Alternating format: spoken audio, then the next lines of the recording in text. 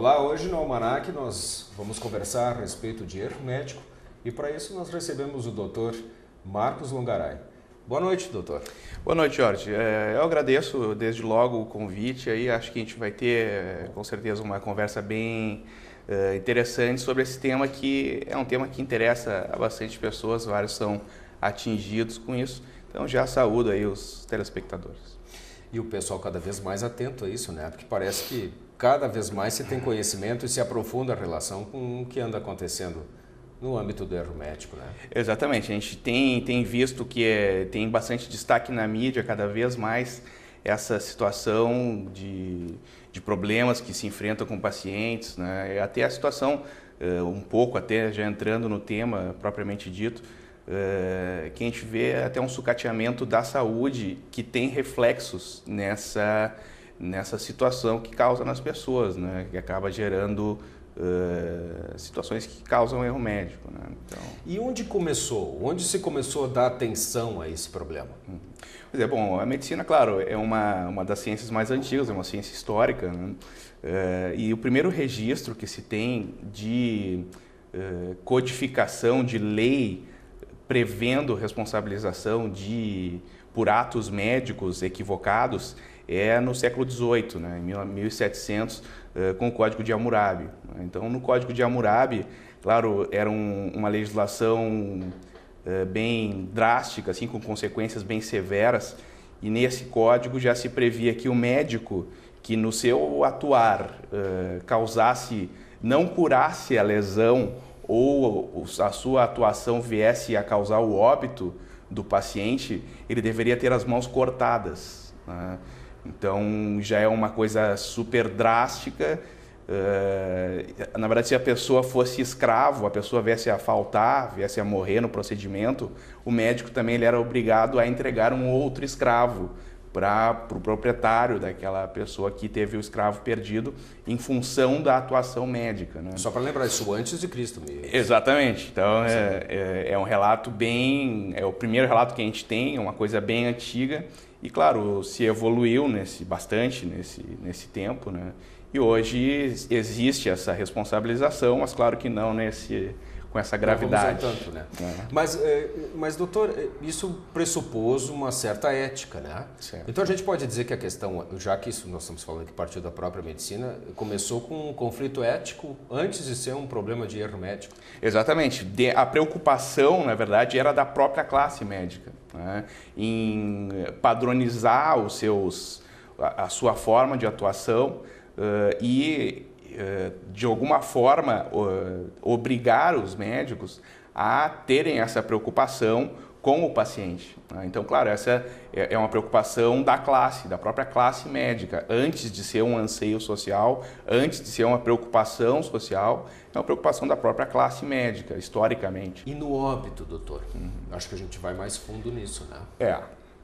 Porque o que acontece? No óbito, claro, é a situação extrema, né? Do óbito se gera inúmeros direitos aos familiares, né? Então, e os familiares eles não se excluem entre si nesse tipo de consequência, que é a consequência mais grave. Então, todo e qualquer familiar que de alguma forma se sente atingido pelo óbito daquela pessoa querida, e pode ser filhos, podem ser pais, pode ser os companheiros, as esposas, até irmãos, pais, não existe uma limitação legal. Então, uma pessoa que perdeu um ente querido em função de uma situação de erro médico, ela, enfim, pode buscar... Porque ele suspeita, porque... Claro. Não, mas claro, assim ou que suspeita ou que já está até constatado, né? Então, a partir desse momento, inúmeros direitos surgem, né? Então, pode... Mas uma peculiaridade nisso, normalmente quando ocorre o óbito, o interesse da área médica ou da questão até sanitária disso é de que o corpo seja velado e logo entregue, né? Ou seja, você tem muito pouco tempo para trabalhar isso. A regra é que não se tenha tempo para trabalhar isso. E aí? E até porque os familiares eles estão envolvidos sentimentalmente enlutados com aquela situação. Exatamente. E aí a preocupação em buscar as causas do óbito e se aquilo decorre ou não decorre de um erro, é claro que fica para um segundo momento, né? Mas a gente, talvez levado pelas circunstâncias ou até por uma confissão médica, porque toda e qualquer pessoa que vem a óbito tem que, enfim, ser atestado o motivo do óbito. Daqui a pouco, pelo próprio atestado do motivo do óbito, dali já se extrai um erro.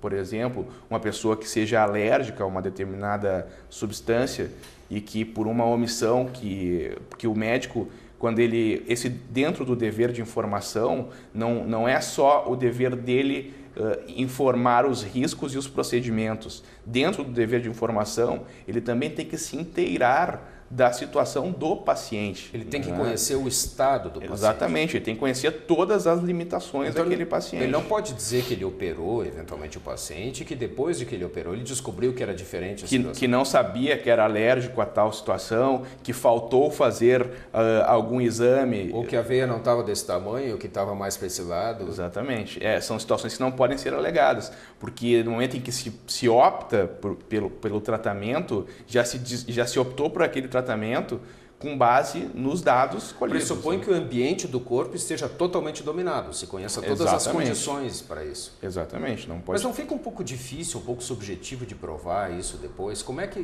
você vai conseguir demonstrar que, por exemplo, a tal parte não funcionava devidamente? Claro.